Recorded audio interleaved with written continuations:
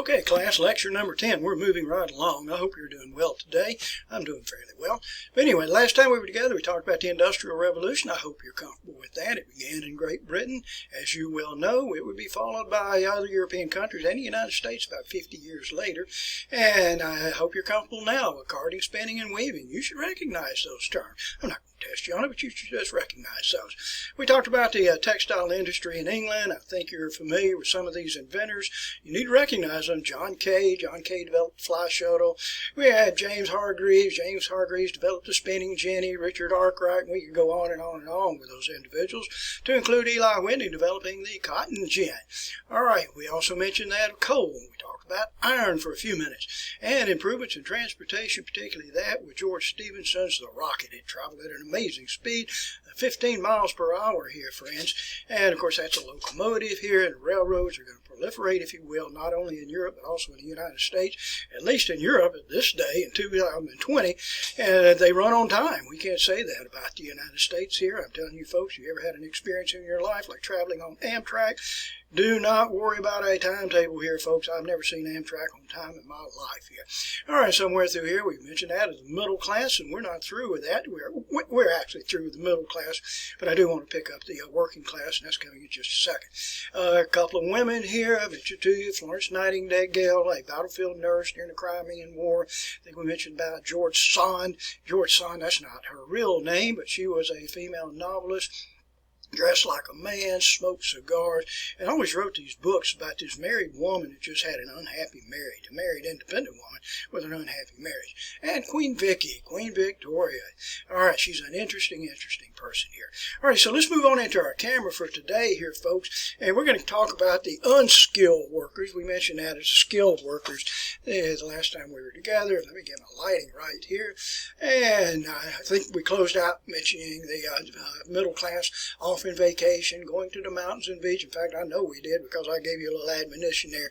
Get out of Alabama, get out of Tennessee. There are many more places to visit than those places. Now, for the working class, this is not the middle class.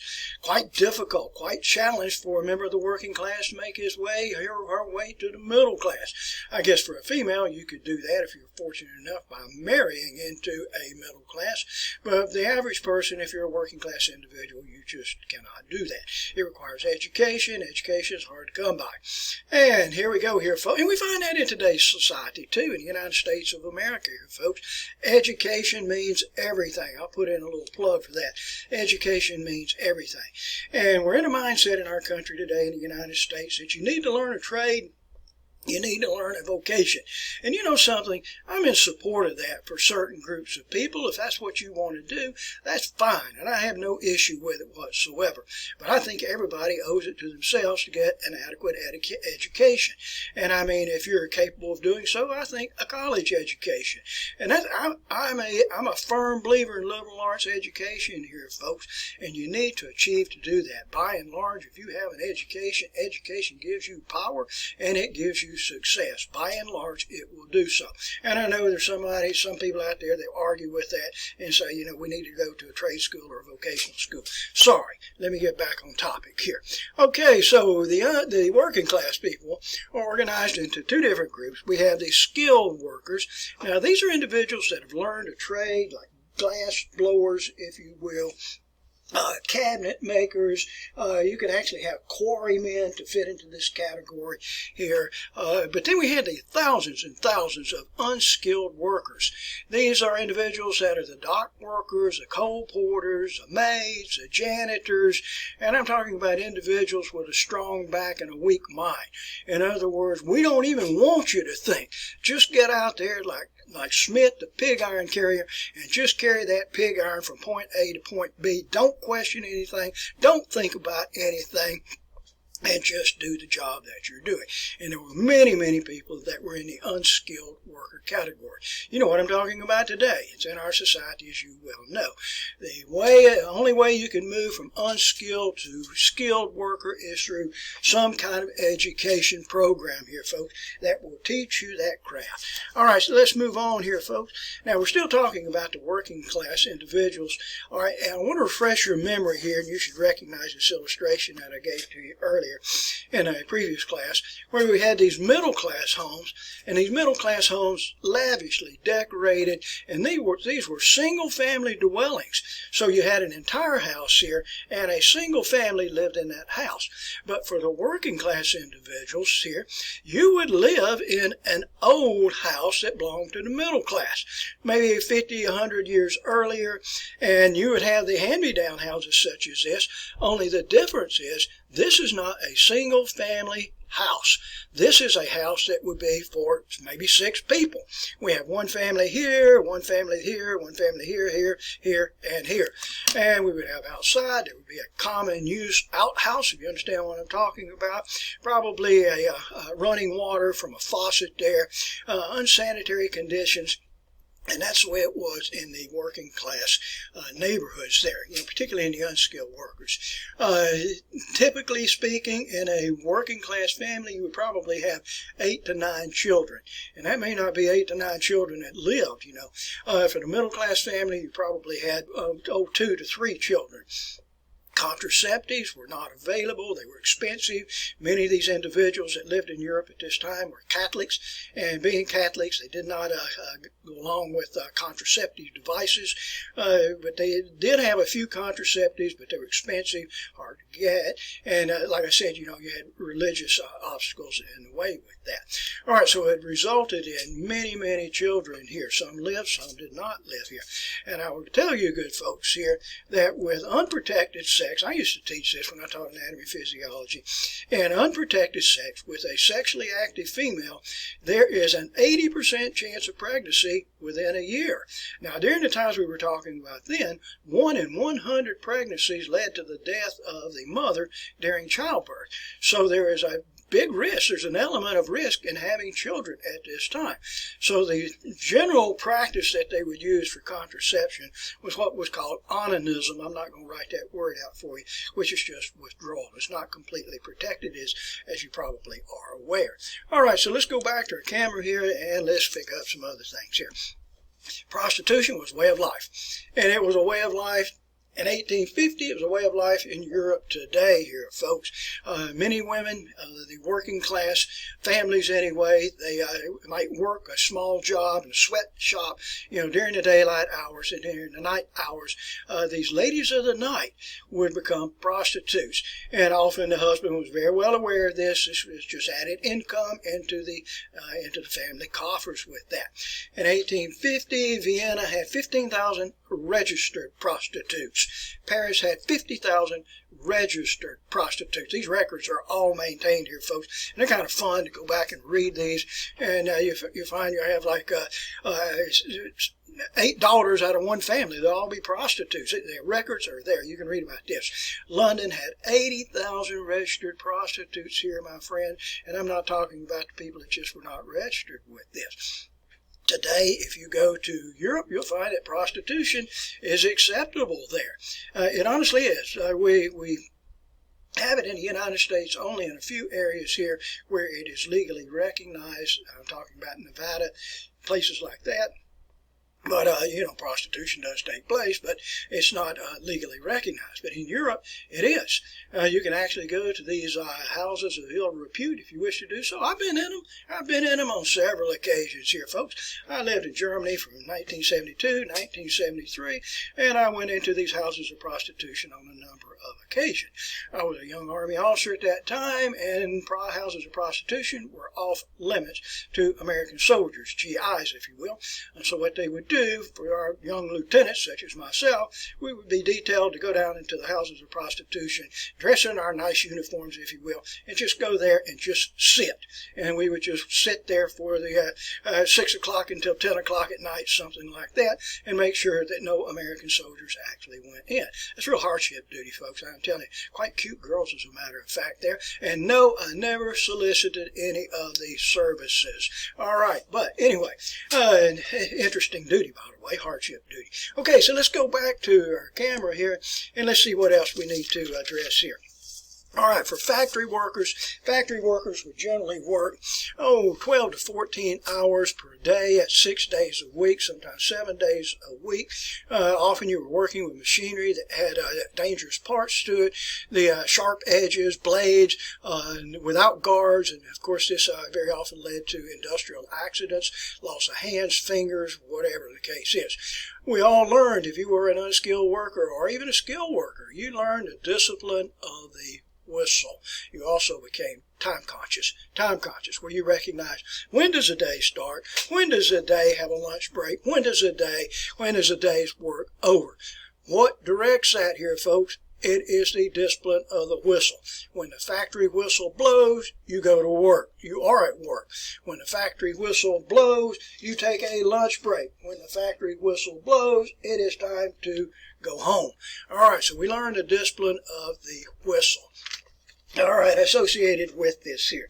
Okay, here, we had illegitimacy rates that were quite high. Frankfurt, Germany in 1850 had a 25% illegitimacy rate, and Bordeaux, France, during the same time period, had a 33% illegitimacy rate. Shall we continue with this? All right, I want to address a couple of individuals here. And these individuals, which were, shall we say, how shall I put it, philosophers for business, economic philosophers. That'd be a good way to put this. And one of these individuals is Jeremy Bentham. Let's see if I have a likeness here of Jeremy Bentham. He's in the center there. He's in the center. Thomas Malthus happened to be another one. Auguste Comte is another one I'm going to talk to you about in just a few seconds here. Take a good, strong look at the man in the center. That is Jeremy Bentham. You have an interesting video on Jeremy Bentham, which is called The Head of Jeremy Bentham. I don't want to tell you all the story now. It's a fascinating story, but he felt like he could make more contributions to society by donating his body to science. And so his body was donated to science, and his head was mummified. And anyway, I don't want to tell you too much more about that here, folks, but his head is preserved to this very day. And occasionally it's taken out, and it will be the life of the party, so to speak, at a party, at a social gathering. There's even evidence to lead us to believe that his head, mummified head, was used as a football. I can only imagine that. Okay, so let's talk about Jeremy Bentham for a few minutes here. And he wrote this piece called The Principles of Morals in Legislation. And I like that. I like it very, very much here, folks. And what he argued against was a basic belief in people at that time, economists, is that everybody could get along. We could all just get along together here. There would be harmony in the business place. And he took a differing approach to that. And what Jeremy Bentham says, he said, in economics, in business, it is a cutthroat society. And I believe that. Do you think Walmart today is going to be in tune with a department store in downtown? Do you think Walmart is going to be happy with the presence of Belk and Jasper? Do you think Walmart is happy with Aldi? I don't think so anyway. And that's what Jeremy Bentham is saying. It is a cutthroat society out there, folks. I firmly believe that. People are greedy. And I hate that quality in an individual, by the way, but we do have people out there that are greedy. It's everything for themselves. But Jeremy Bentham developed this philosophy, and you need to know this, by the way, which is called utilitarianism. Every institute, every law must be measured according to its social usefulness. All right, you'll have that on your little quiz today, and you also have that on your next examination. Utilitarianism, developed by Jeremy Bentham. Every institution, every law must be measured according to its social usefulness. Now, another individual here, he's a French philosopher. Jeremy Bentham was English. His head is preserved today, Jeremy Bentham, in University College in London. All right, here we have a French philosopher by the name of, listen to the way I pronounce this, Auguste Comte. All right, even though it's spelled C-O-M-T-E, it is spelled Comte, Auguste Comte. And he developed the ideas here of positivism. The only knowledge of any current value is positive knowledge or scientific knowledge. All truth is derived from experience and observation. It is derived empirically. And I like that. All right, now some of the writers of this time here. And I'll have to admit to you folks, I am not a huge fan of the writers of this era. I've read most of the works here that are in front of you.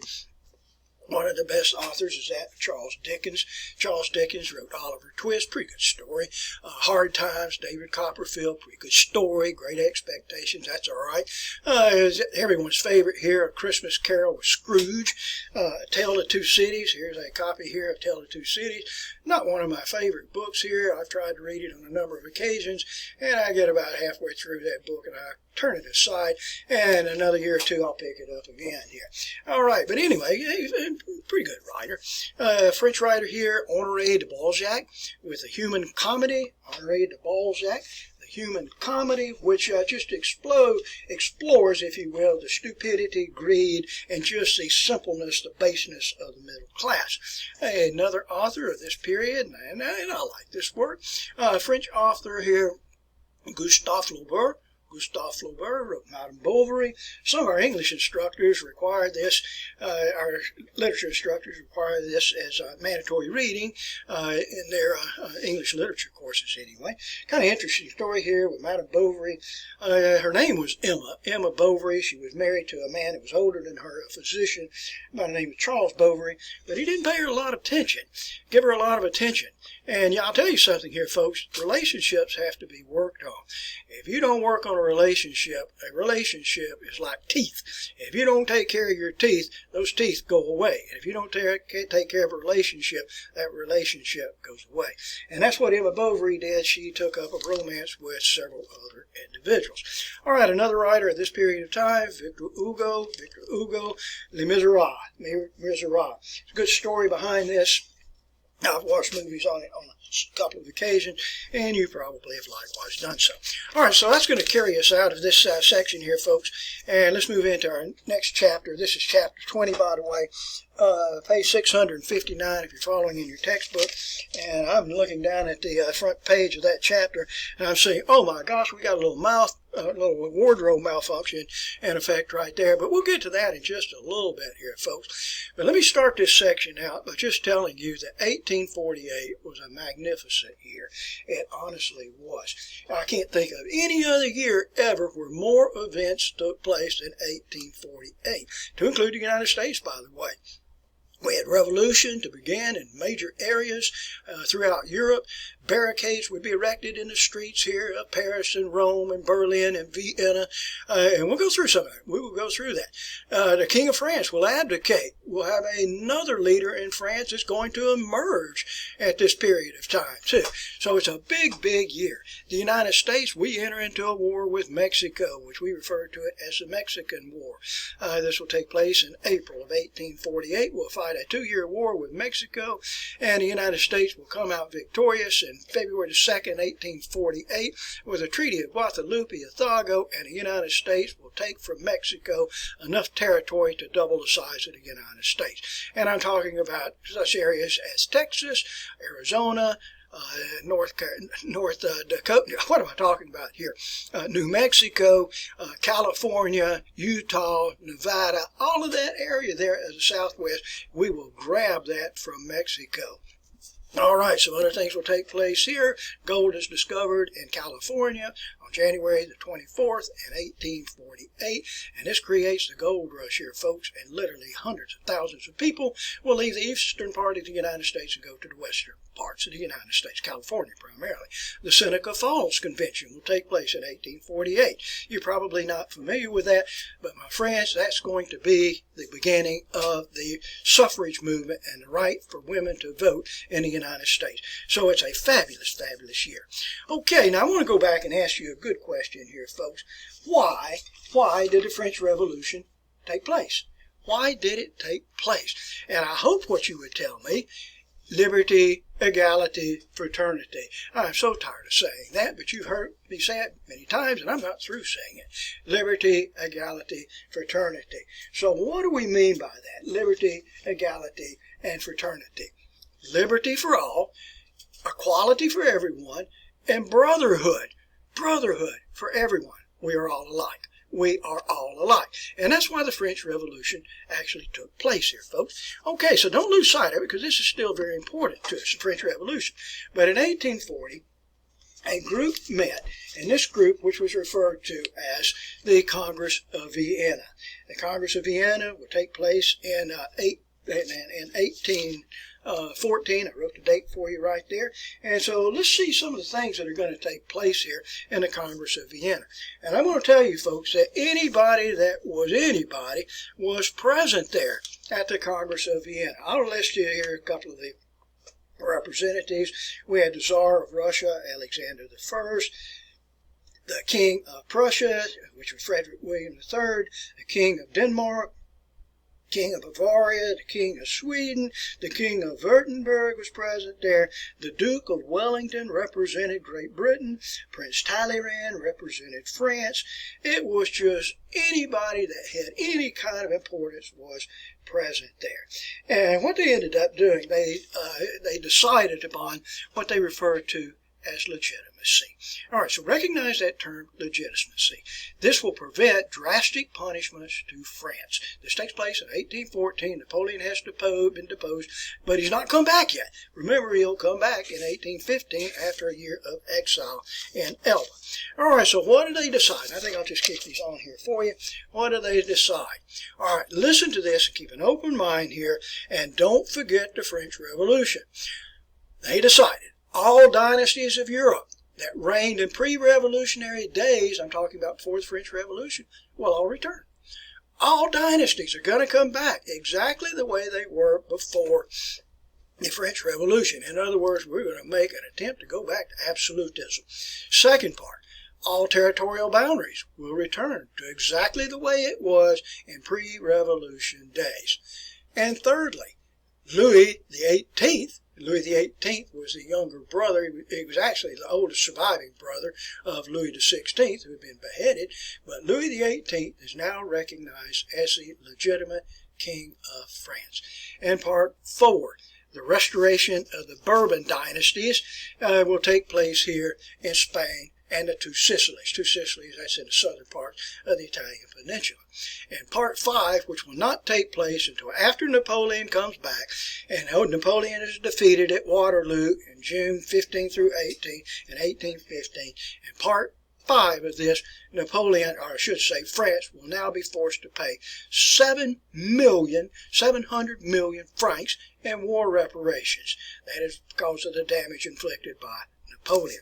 All right, so anyway, there's more to it than this. I'm going to have to use a map behind me here, folks. And let's see some of the other things that are going to take place out of this legitimacy. Well, the Kingdom of the Netherlands will be restored. This will include Belgium, by the way. The German left bank will go to Prussia. For whatever crazy reason, I don't know. And I'll show this to you on the map in a few minutes here. All right, part 3 here. The Austrian Habsburgs will gain control of northern Italy. And it is not even Austrian Habsburg territory. It actually belongs to the Italian peninsula. German states and principalities are reduced from 300 to 38 over great objection, because Germany liked to maintain those many, many principalities in just small states. And Russia will gain control over a major part of Poland. All right, so what does this actually amount to here, folks? We're back to business as usual. The French Revolution was fought for nothing. We are back to business as usual. All right, so this is an attempt here by conservatives to bring everything back to the way that it was prior to the French Revolution. So let me go to my map right here, banging all over the place, and try to show you what we're talking about here, folks. For the Netherlands, which is up here, will regain its independence. The Netherlands will likewise include Belgium. Belgium is in this area here. And where Germany will give up its left bank, this is the left bank, and they will give it up to Prussia. This is Prussia right here. So if we have Prussia in green here, and then we have a portion of Germany that's here, and then we have another part of Germany that is actually picked up, claimed by Prussia here. Makes no sense whatsoever, but that's what took place. Germany itself is going to be reduced from 300 principalities to 38 principalities against great objection. For whatever reason, I don't know, we'll find that this area here of the Italian peninsula, which would include Lombardy, Venetia here, Modena, Parma, Tuscany, all of this will be taken over by the Austrian Empire. And the last thing we mentioned there was that much of Poland here, this part of Poland, will be claimed by Russia. it will be claimed by Russia. So once again here, folks, it is a business return to business as usual. Well, for some individuals, they're not going to take this lying down. So we're going to see a new emergence of people taking a considerably different philosophy with that. And what this is going to bring about here, folks, is a movement towards liberalism. This is a middle class movement, by the way. This is liberalism. It is a word we hear every day in the American society here, folks, conservatism and liberalism. Now, for all of those that were present there at the Congress of Vienna, that's conservatism. That is conservatism. Legitimacy. That was conservatism. But now we're going to see a middle class group that's going to lash out with this. And these individuals, these are liberals. All right, so watch what's going to take place here. And these liberals are going to have a backlash, if you will, against this conservative movement here. All right, because liberalism, I mean, that was a French Revolution. That was part of the French Revolution. So under liberalism, this is an end to traditional privilege, an end to traditional privilege, such as your inherited titles with that. We're also going to see under liberalism, this is a government that does not interfere with commerce, nor does it interfere with industry. We don't have an absolutist that tells you how much the taxes are going to be or what the rules and regulations are going to be. And what they're saying here, this is a government that does not interfere with big business. It is laissez-faire, folks. Hands off. The best government is a government that governs the least. As part 3, a government that is controlled by a legislature, and I'm talking about a parliament, or an elected legislature here, parliament, or an elected legislature, a government not controlled by the king. All right, this is liberalism, a foreign and domestic policy of peace and free trade. And part 4 here, part 5 here, individualism, the right of individuals to own property. The right of individuals to own property. So those are basic practices here of liberalism. Shall we move on to a different slide here, folks? And it will likewise include some other properties here. It will include the right of men to have the right to vote, and for free females to have more freedom, rather than having restrictions placed upon them. All right, I hope you're comfortable with liberalism. Make a comparison with that, with the Congress of Vienna or conservatism.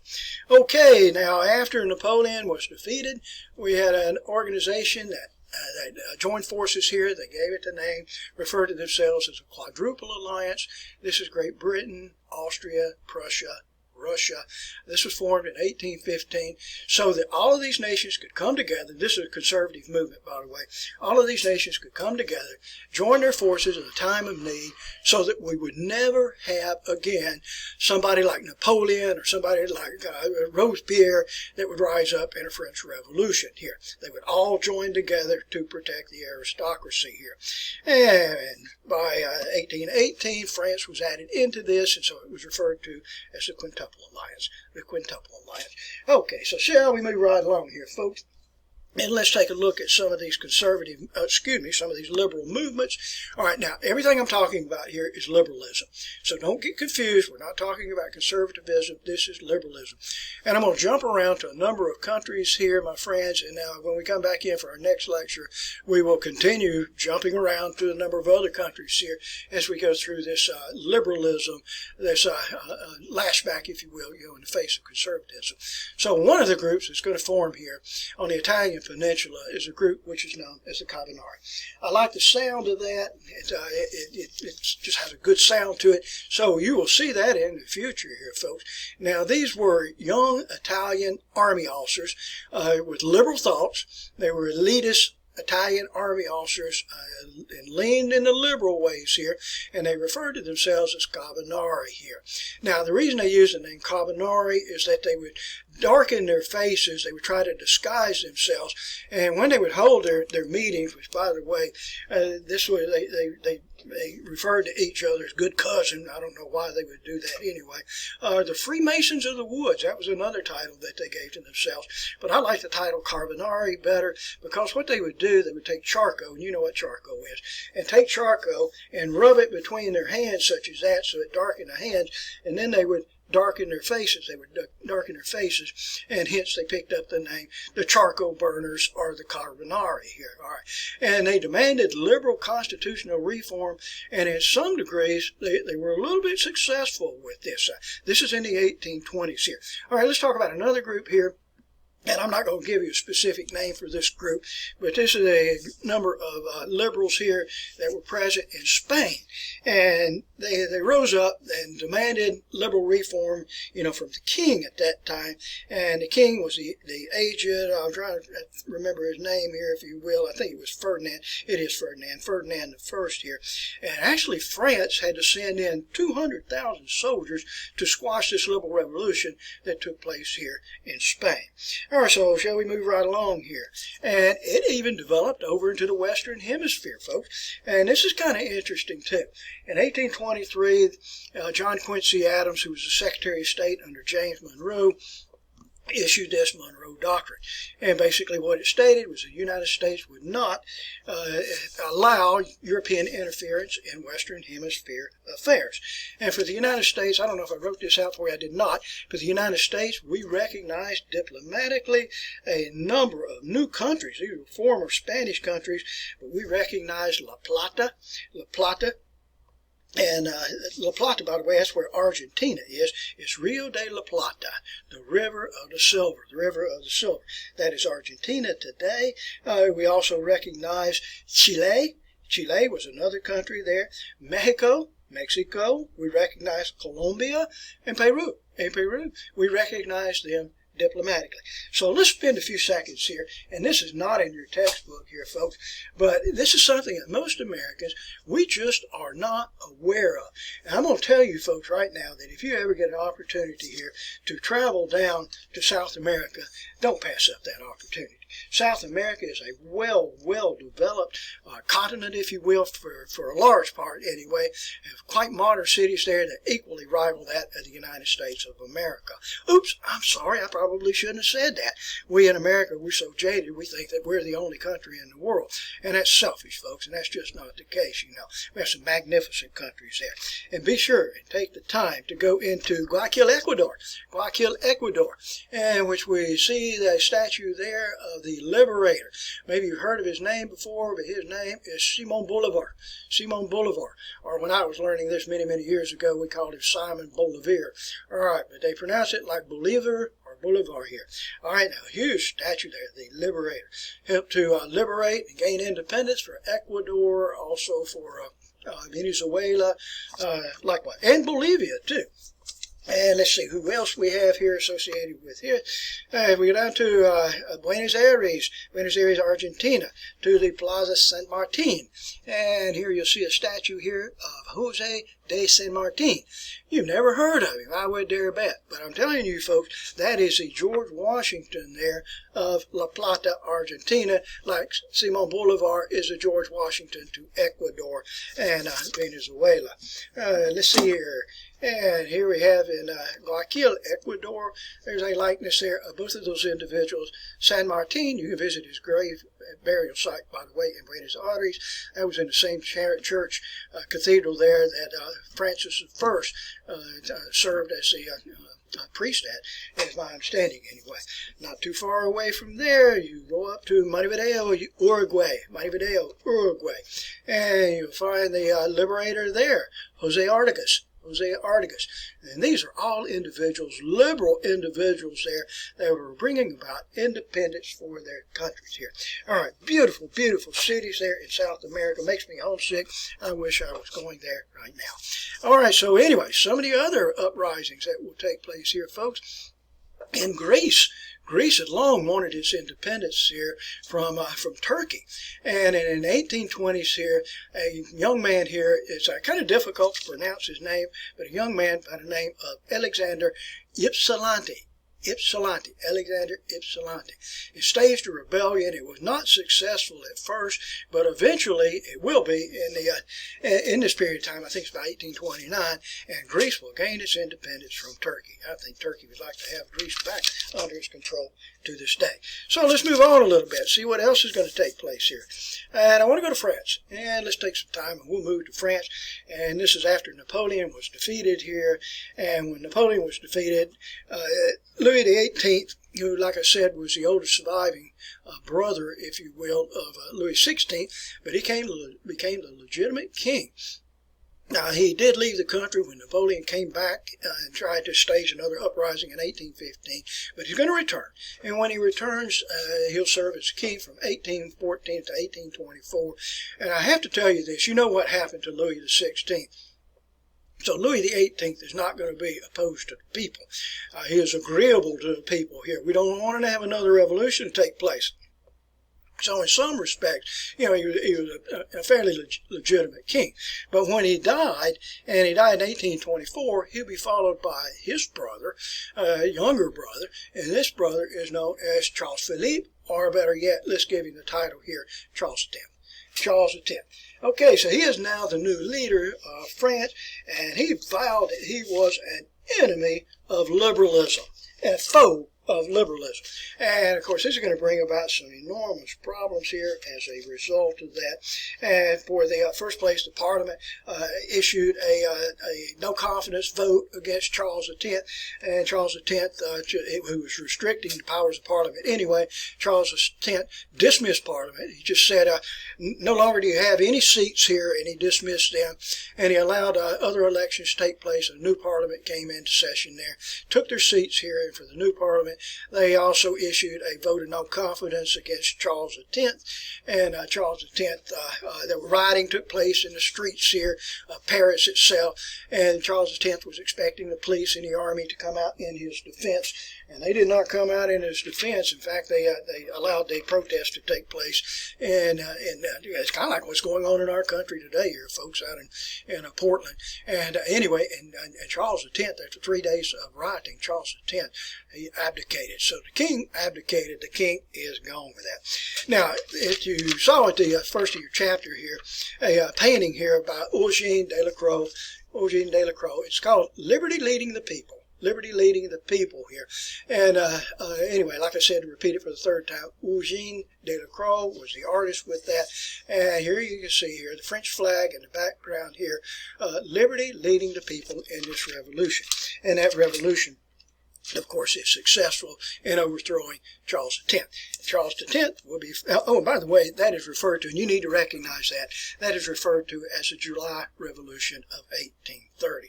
July Revolution of 1830. This is liberalism here, my friends. Okay, so Charles X abdicated, and he will be followed by this individual, not one of my favorites anyway. He'll be followed by a relative of his, which is, he will take the title Louis Philippe. Louis Philippe. He was the Duc d'Orléans. Duc d'Orléans. So he was the Duke of Orleans here. Louis Philippe. He would serve as king from 1830 to 1848. He knows what happened to Louis XVI. He also knows what happens to the king in the July Revolution of 1830, Charles X. So he's going to be much more cooperative with the citizens in France at that time. He took the title Citizen King. That's what he referred to himself as, the Citizen King. Or look at this. He referred to himself as the King of the French. Not the King of France. Not the King of France. He is the King of the French. King of the French. Try to be a down-to-earth type person. I'm going to leave Louis Philippe for a minute here, folks. We're going to come back to 1848 during the next lecture, and we'll see some changes to take place, because things are not always going to go well for Louis Philippe. But I don't want to tell you all of that now. Now, in England, as we've talked about before, we had two political groups. You had the Tories. The Tories were conservative. You had the Liberals, which were the Whigs at that time here. And I have to tell you here that the Tories controlled Parliament for much of the period of time that we're talking about here, all the way up until I think it was 1832, 1783 to 1832. But England was strapped with a number of problems here. There was high unemployment, not enough food was developed there, and we needed to have economic reform. And for many individuals here, they were protesting. One event that took place here was in 1819, and I gave you a conservative number here of 60,000 demonstrators. It could very well have been as many as 90,000 demonstrators that they protested at St. Peter's Field, which is in Manchester. Let's see here. And I don't want to go back to my map here, folks. You remember where I showed you where the Industrial Revolution began in the central parts of England? Well, that's where Manchester is. So it's right in the center of the country there. Not the most exciting area in the world, but the 60,000 liberal demonstrators were demanding constitutional reform, and they met at St. Peter's Field. Sometimes it's called Peter's Field, St. Peter's Field in Manchester. And the army was called out. And I don't know how many soldiers. Some people would tell you it was like 60,000 soldiers that came out to squash that revolution there, and they did so. I'll give you some very, very conservative numbers here, folks. I think it says here, 11 killed, 400 were injured, and those are conservative numbers here. It could very well have been much higher than that, 700 injured, and many, many more killed. We refer to that event as Peterloo. All right, now that's a play on the word Waterloo, Peterloo. Why don't you put a little double asterisk by that here, folks? I'll guarantee you that you'll see that in the future here, because I like the sound of that, So when 60,000 demonstrators protested at St. Peter's Field in 1819, and the military was called out, and the military on horseback, by the way, brandishing sabers, and just charged right into this group of protesters. What do we call that event? And I hope you will tell me that it is referred to as Peterloo. But nonetheless here, folks, we're going to see some liberal reform to take place here in England in what was referred to as the Reform Bill of 1832. I didn't write this out. Yeah, I did. Reform Bill of 1832, in which we'll find that 143 seats in Parliament are going to be reallocated to working class liberals here. So liberals will have more and more of a voice in the government in Great Britain here. Okay, folks, that's about 42 minutes into the lecture here, and I'm at a pretty good stopping place here. I don't like to beat you up too much anyway when we are in this middle section of the course, because some of these lectures here can be a little bit less than interesting here, but I kind of like that today. Alrighty, so anyway, stay up with your material here, folks. We are moving right along, and when we return, we will have lecture number 11. All right, thank you.